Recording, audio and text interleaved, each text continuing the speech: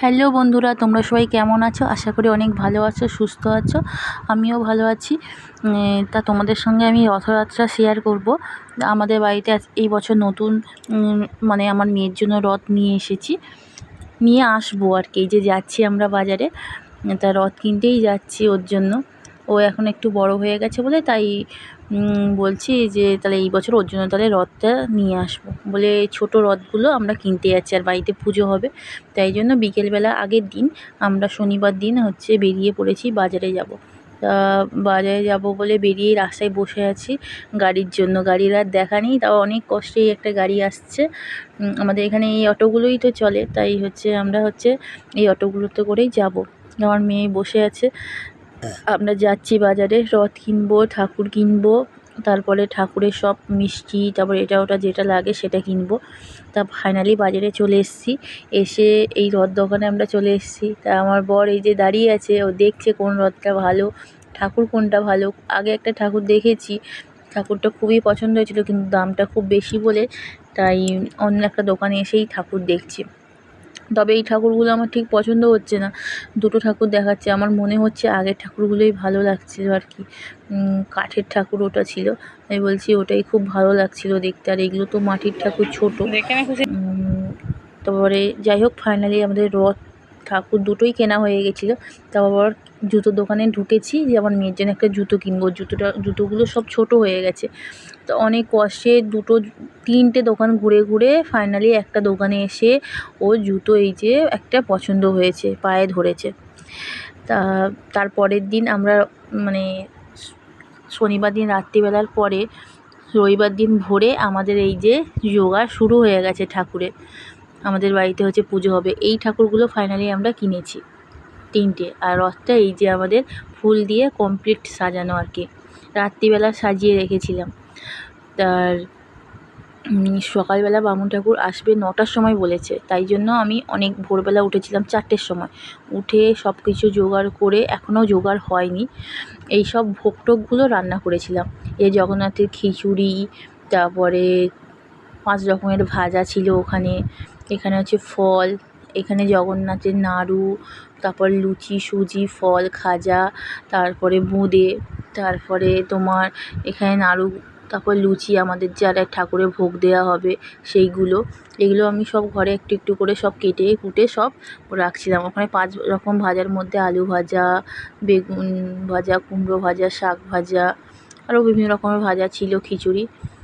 আর এই যে ফাইনালি আমি সেজেগুজে রেডি হয়ে গেছি যে ঠাকুরমশাই চলে আসবে, পুজো হবে।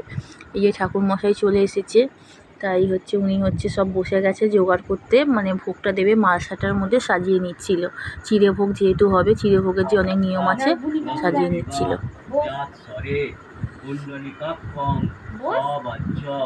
অভ্যন্তর সূচি মাধব মাধব বাচি মাধব মাধব হৃদি সরন্তি সর্বে সর্ব কার্যেষু মঙ্গলেষু জয় মাধব শ্রী মাধব। গুরু ব্রহ্মা গুরু বিষ্ণু গুরুদেব মহেশ্বর পরম গুরু শ্রী গুরু শ্রী গুরবে নমঃ। এটা এখানে রাখো, নিচে রেখে উপর হাত রাখো, নিচে রাখো, হাত রাখো।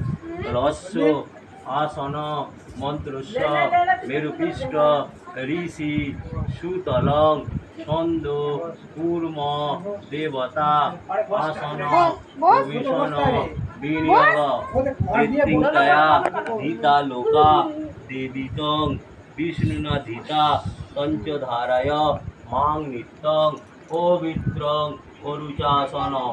পুষ্পে পুষ্পে মহাপুষ্পে সপুষ্পে পুষ্পসম্ভবে পুষ্পচয়া অকীর্ণে চহংকট সাহা। গঙ্গে চ যমুনে চৈব সরস্বতী নর্মদে সিন্ধু কাবেরী জলেস্মিন সান্নিধিং কুরু। গয়া গঙ্গা কুরুক্ষেত্রায় গদাধর হরি। গয়া গঙ্গা কুরুক্ষেত্রায় গদাধর হরি। গয়া গঙ্গা কুরুক্ষেত্রায় গদাধর হরি।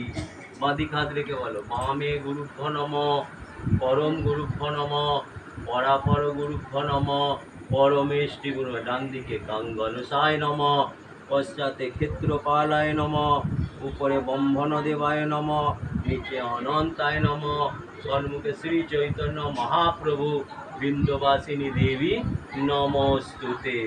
নম শ্রীহরি, নম শ্রীহরি, নম শ্রীহরি। হরি বল হরি, হরি বল হরি, হরি বল হরি।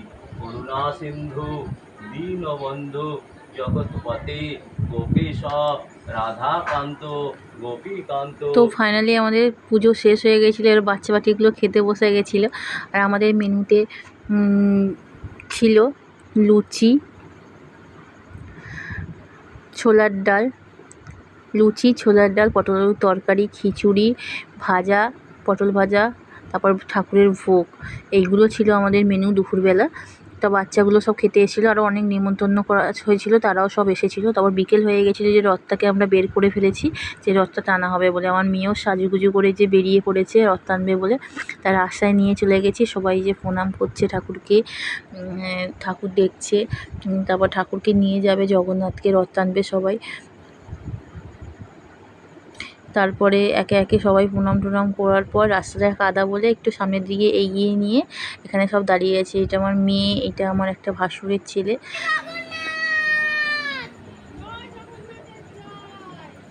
এইখানে তুলে নিতে হবে।